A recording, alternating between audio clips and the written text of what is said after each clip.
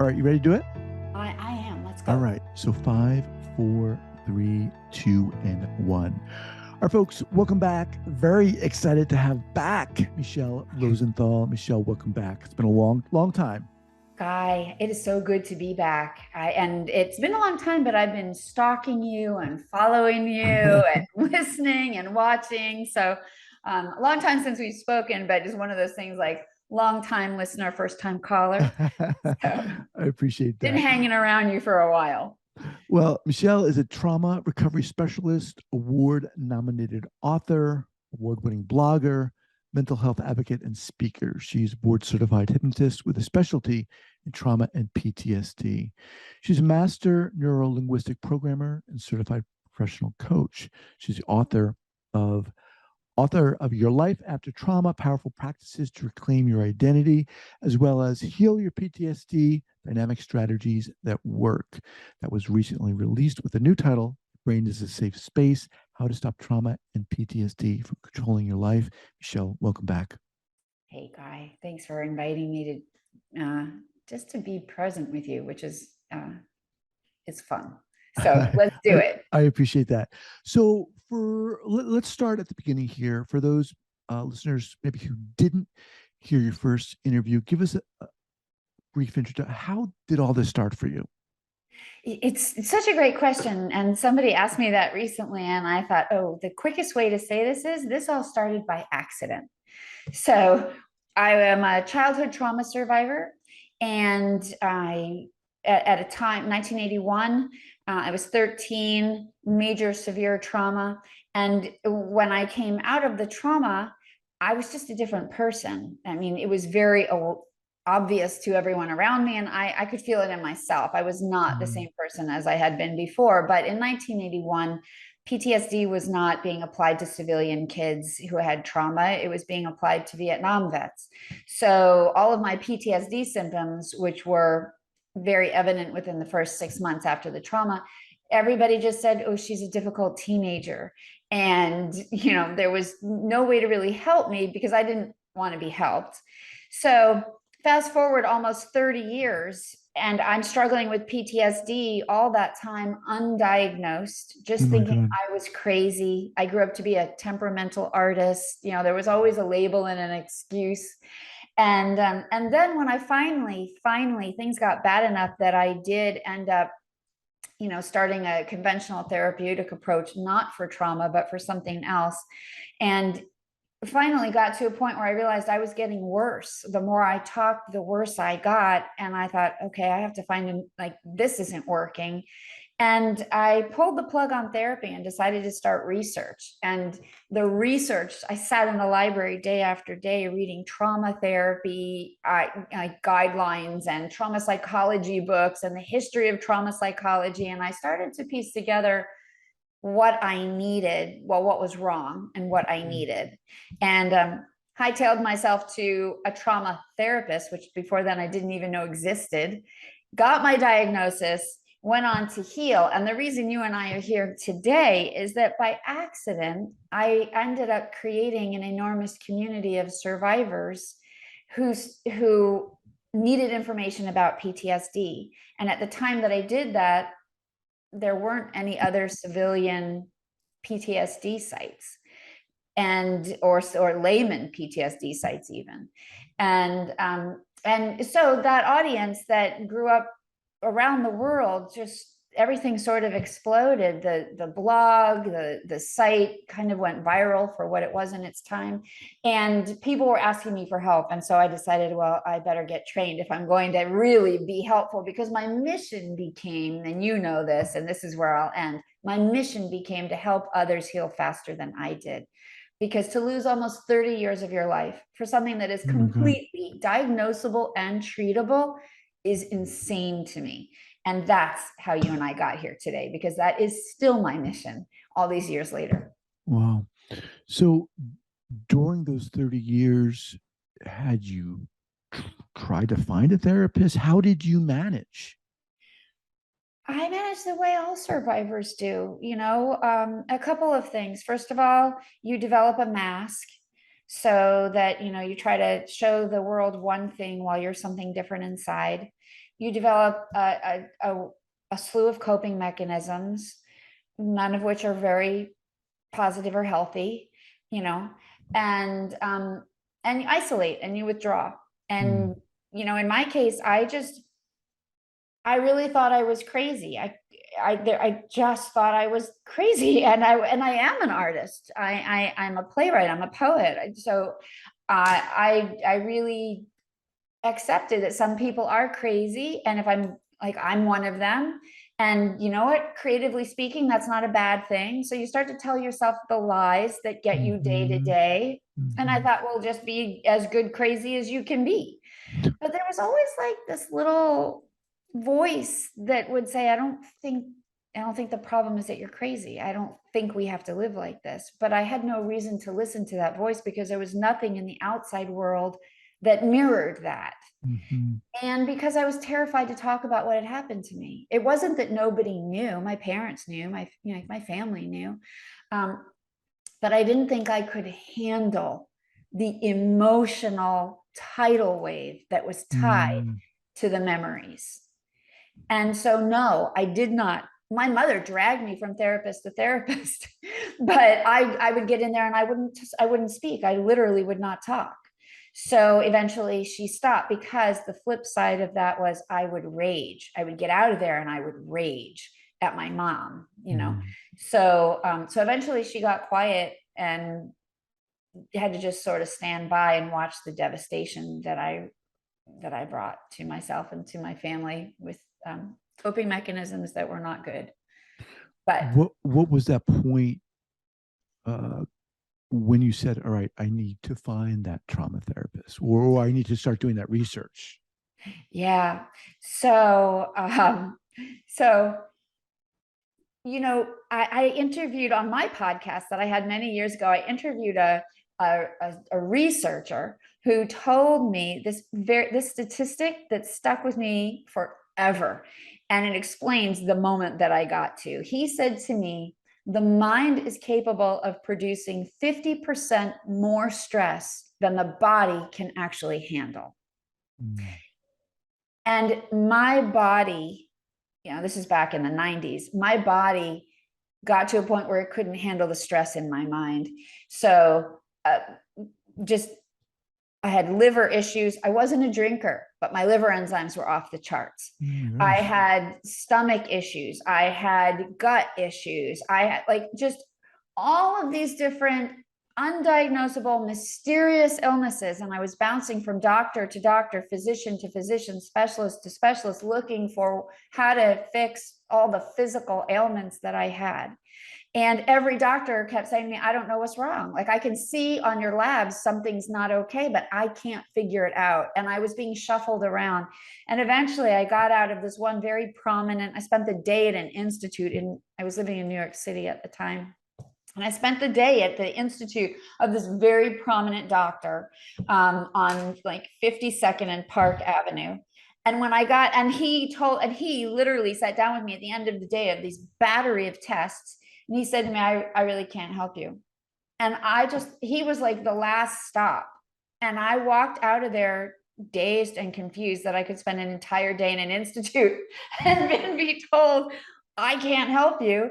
And I stood on the corner of Park Avenue and 52nd Street, which, if anybody knows, it's like, you know, near Grand Central Station and the Pan Am, not Grand Central, but near the Pan Am building and St. Patrick's Cathedral. And it was December and all of these people, it was rush hour. People were leaving work and it was cold and everybody was so happy. It was the holidays. And I just stood on that corner and cried. Because I was really, really sick. I was down to like 100 pounds. I couldn't eat anything. And like I was going to die if somebody didn't figure out what was wrong. And it was at that moment that I called my mother from a payphone, because we still had payphones in those days. There was no cell phone. And I called my mother and I'm like, I'm going to die. Nobody's going to be able to help me. And I just sobbed and sobbed and sobbed on this street corner. And my mother said to me, let's try a different way. And she gave me the name of a therapist who had founded an institute on the west side of Manhattan. And I went. not for trauma. I went to figure out how to be a chronic patient and how to manage the fear that was bringing up. But you know that the reason somebody goes to therapy is never the reason they're going to therapy. So pretty quickly we started to talk about what was beneath that, meltdown on Park Avenue. Oh my gosh. Thank you Yeah. so much for sharing that. That's so, I mean, you painted such a picture there, and it's intense, and it's sad. Yeah. There's something, I mean, come on, to go through this and to think that you're crazy, right? Mm. And to navigate that and to work with that and to allow that to happen and to go on with that. How did things unfold such that you said, okay, well, let me ask you this. When did you start to feel as if, okay, this is what happened. I'm on my healing journey, finally. Right. So for the next couple of years, I worked with this therapist, and he really he saved me. I was non-functional, like I was not able to work. I was like, things were really bad, and he was very progressive for his time. This is like 1997, 1998, and he was doing emotional freedom technique and EMDR and thought field therapy and tapas acupressure. So we were talking things through, but we were also energetically using all of these energy modalities. Oh, And so that got me functional. I got back to work within like maybe 6 or 9 months.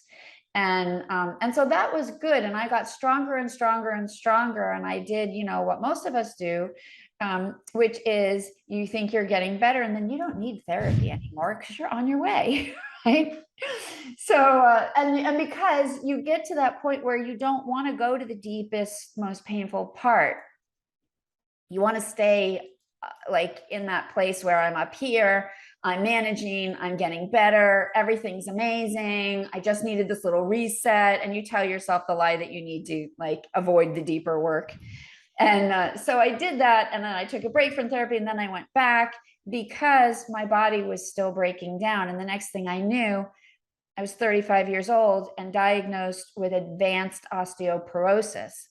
And this endocrinologist on the Upper East Side of Manhattan, like my whole journey was all over Manhattan, and he said to me, if you do, he said, your bones are going to start to spontaneously crumble in 10 years or less. oh my God. You need to figure out what's going on with your head, because this is not just a problem in your body. And he was the first doctor to say to me, there's a connection here.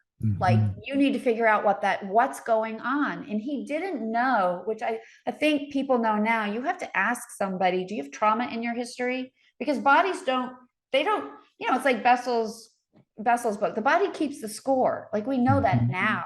But back then, nobody was talking about it. So all he could say to me is, what's going on in your head is affecting your body, and you've got to figure that out. Well, the idea of my bones spontaneously crumbling terrified and triggered me. And I hightailed it back to therapy twice a week. And I accelerated the process until I crashed, because talk therapy has its place. But if you just keep talking and talking and talking about your trauma, we know this now, activating those neural networks, strengthening those neural pathways. They work faster and more efficiently. So you're really just activating your sympathetic nervous system even more. And I didn't know any of the science back then, but to answer your question, I knew I was getting worse and not better. Oh, wow. And it was that really started to scare me. Like, if you can be in therapy and you're getting worse, what's going to happen? And so that was when I decided I had to start researching my trauma. I needed to understand trauma psychology. I needed to understand physically what had happened to me, emotionally, mentally, what had gone on and the side effects of it, like the fallout of trauma. And that was what ultimately got me on the healing path, that I decided this is the answer to your question, Guy. And it just dropped in. For a long time, I thought somebody else was responsible for my recovery. Like I got into therapy and I wanted my therapist to fix it. Like I did my part, I showed up. Mm-hmm. I did my part, I was willing to talk, but it was his job to fix it. And what changed was that I realized I had to fix it. I had to take on the responsibility of that internal process, that internal shift. And it was not my therapist's job to do that. I'm not even sure it was his job to lead me to that. It was just his job to give me a space that it was safe for me to discover and explore what that process would be. And when I figured that out, that was a game changer, that I was really responsible. Because up until that moment, I didn't realize that that was part of what was going wrong, was that I hadn't figured out how to engage on my own behalf and Mm. pull up that stronger self inside of me that I needed to embody to get the job done. Because I was very much in my survivor victim self. Wow. Huge, huge Yeah, right? It's a insight. big shift. You have so many great insights. I mean, talking to you is really interesting, Michele, because as you're sharing your story, you're dropping these like wisdom gold nuggets Mm-hmm. here. Really, how at what point did you say, okay, you know what, I want to start sharing this, I want to start building this community where uh, infusing people with this empowerment? How did that happen for you? I never had that thought, Guy. I never had that thought. So it's a funny story. By the time I finished my recovery, and I went into when I realized I'm responsible, I have to do this. I made a pact with myself. I was going all the way. Recovery for me, and this is just me because it's not everybody, and I respect everybody has their own definition of recovery. My definition was every single symptom has to be eliminated. That means an end to insomnia, an end to nightmares, an end to flashbacks, an end to depression. I wanted 100% total freedom, and I was Mm. going until I got there. So when I finally achieved that, I was 40. I had no family, no career, no relationship, like none of the things that a 40-year-old was supposed to have. And and suddenly the world was like in technicolor when I was used to black and white. So it was very like jarring and discombobulating to be healed, but suddenly not have an identity that was commensurate with like who I was supposed to be at Mm-hmm. that age. And so I was working for my brother at the time because I just didn't know what to do with myself, and it was a family business, so it was like I could make my own hours. You know, if I didn't want to go in one day, it's my baby brother. I could just not go in that day. But I happened to be in the office one day and saying to him, I don't know what to do with myself. I don't even know who I am. Like I don't have a post-trauma identity. Mm. And I don't know who I'm supposed to be. And he said to me, you know, before your trauma, you were a writer. You've been a writer since you were 7. That's part of you, who you've always been. And he said, you know, why don't you write about what you just experienced, like what it means to have PTSD and how to heal? And he said, but don't do it in a journal. You've got stacks and stacks of those. There's this new thing now. It's called a blog. Do it on the internet. I'm like, a blog on the internet? I didn't even know what that was. It was like at the very beginning, there was no, you know, it was Blogspot. If you remember I Blogspot, like do. back in the day, right? So he said to do that, and I thought, oh, okay. But I thought my trauma is so bizarre and rare, and it's so graphic. I don't like to describe it because it's uncomfortable for people. So I was like, people aren't really going to understand what I'm talking about because my trauma is not, it's not like a big niche, if you will.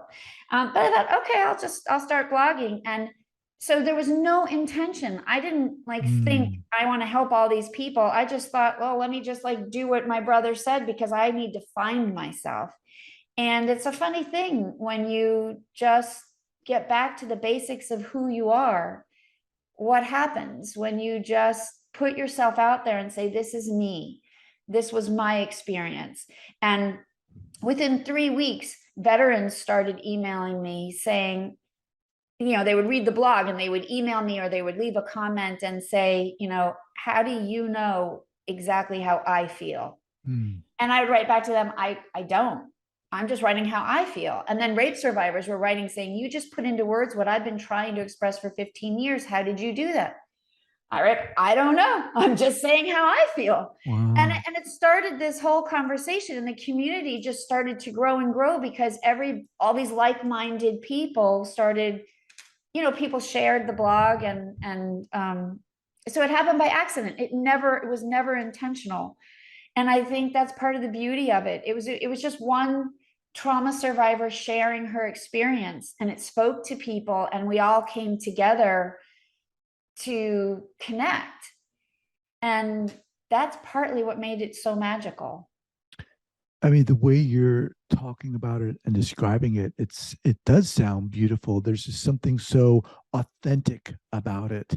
Mm. And you're bearing your soul and sharing who you are without any thought of, oh, I'm going to go viral and I'm going to create this really popular blog. And I really so, thought no one was ever going to read it.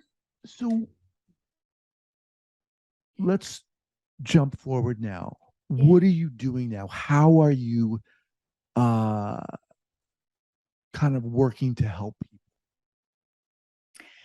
So now there are a couple of things that I really love. Number one, having conversations with people like you so that we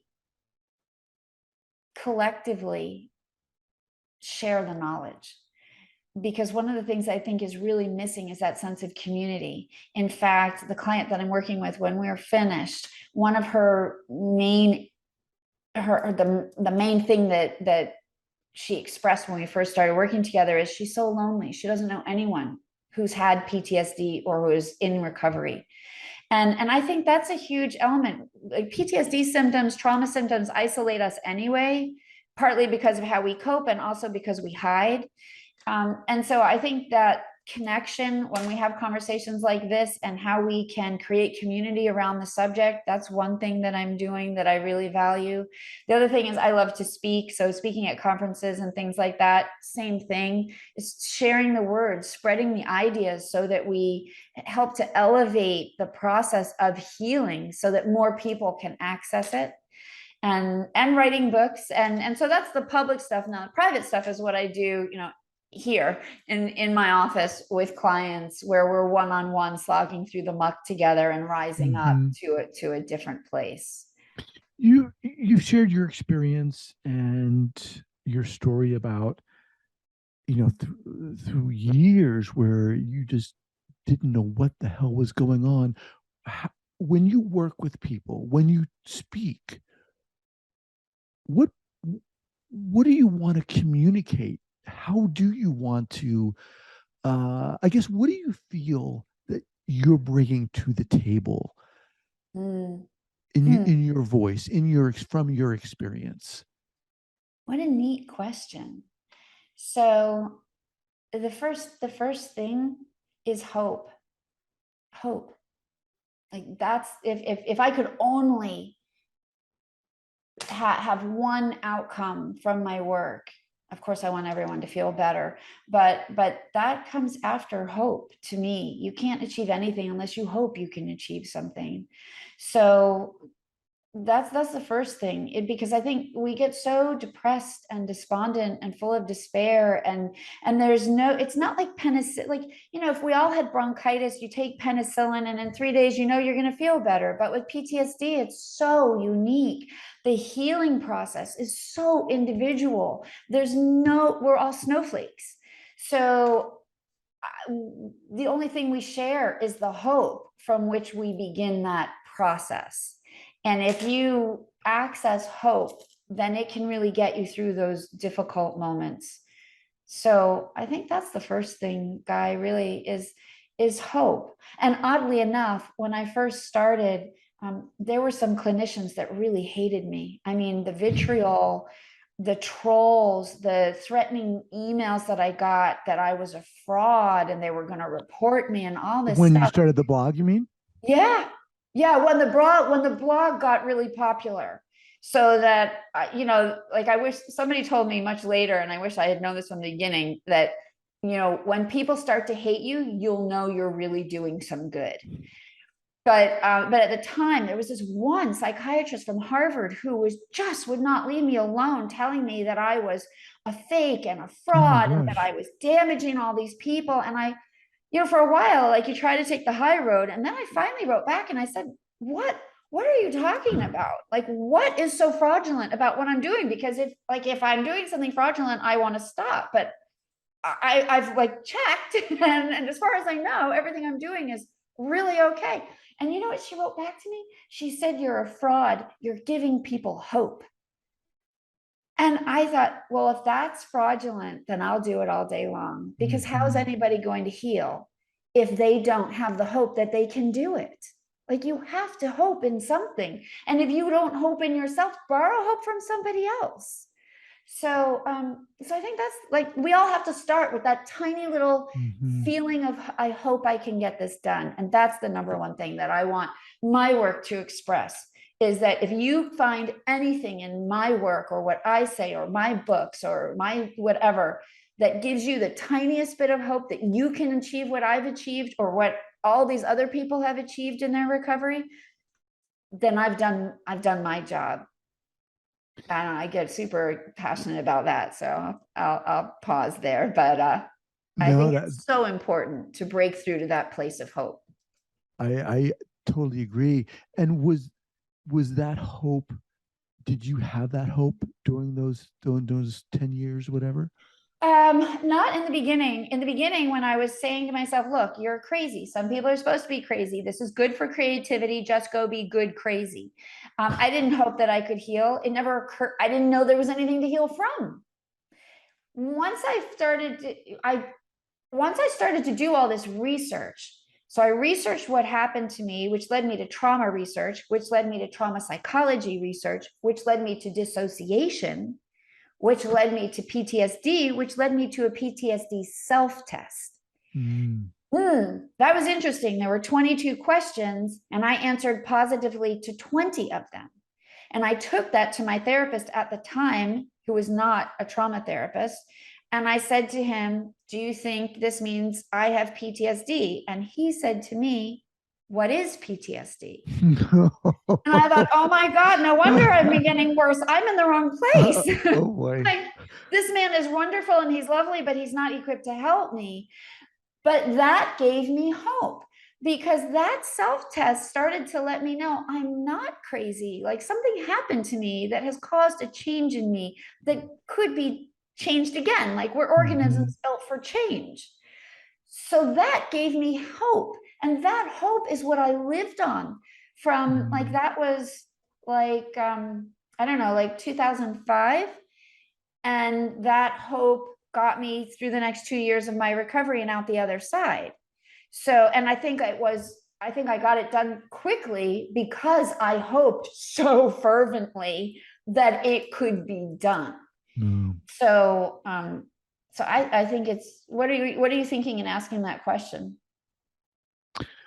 Well, I just think that you are sharing so courageously your story, your openness, and I think I was struck by, you said for 10 years you were going on and Mm. not knowing what was going on. I mean, that's a hell of a long time to be wearing a mask and to be trying to uh come up with the good crazy. Yeah, That's an incredibly long yeah, time. And I yeah. think I'm just really struck, Michelle, by uh your openness and your authenticity, and it really comes across, and it's very powerful.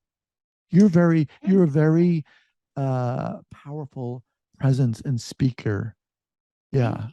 you. Yeah. Thank you. Well, I really feel like, we spend so much time hiding when the because of our self-judgments, right? It's because of how we judge ourselves that we hide.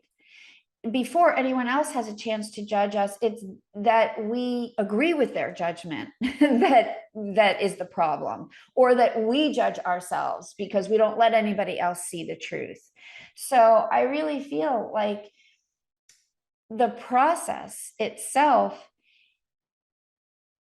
evolves as quickly as we evolve inside our own mind in terms of how we perceive who we are truly and authentically. So in order to really heal, you have to take the mask off. You just really do. And you have to stand in all the ugliness, the glorious ugliness of who trauma has turned you into. And to me, that's the starting point of being able to know what you want to achieve. Because if you can't stand authentically and say, these are, I literally, while I was still in therapy, like the first round of therapy, no, after the whole, like your bones are going to crumble, when I went back into therapy, I was so full of fear. And I realized that part of the problem was that I just didn't have a good grip on my own self. And I didn't know, I'd been researching identity, oddly enough, since I was 19. Just the topic of identity had just really captivated me. Not because I understood why, I just found it interesting. And of course, all those years later, I realized, oh, it's because I didn't have the right identity. I didn't have a grip on my identity. But what I found really intriguing is that when you're that terrified, it forces you to look at who you are if you're willing.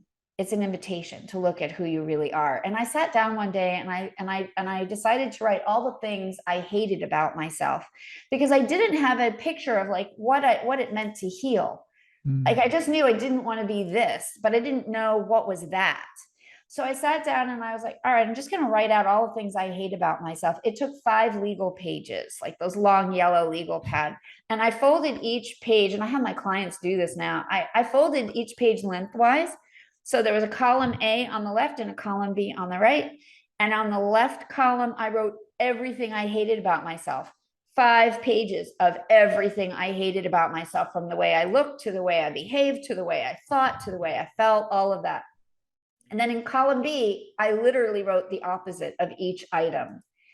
And then I folded it so I could just see column B, like the opposite of who I was. And this helped me start to create and deepen my hope, right? Because now I'm looking at, okay, if I could choose to be somebody else, if I could start to build a new identity, it would be the opposite of who I am. And now on column B, when that's all I have to look at, I have some concrete ideas for what that means.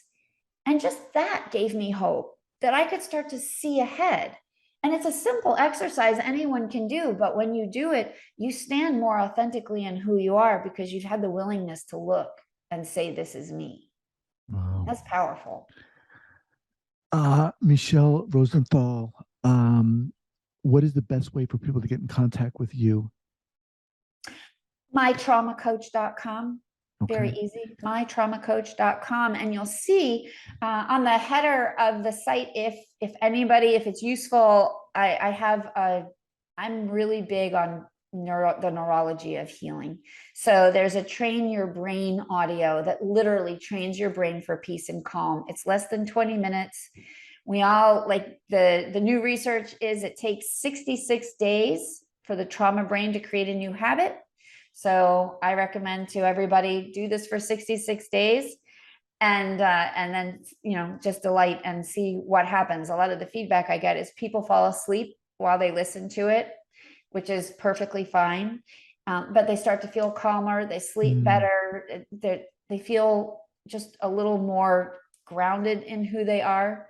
So you can just do the smallest thing and it starts to create a shift that can give you hope for being able to do the bigger things. So thanks for this time, Guy. It's been really nice to Yeah, be with I you. mean, you are just really amazing. You have so many insights, I think, that are really unique and powerful.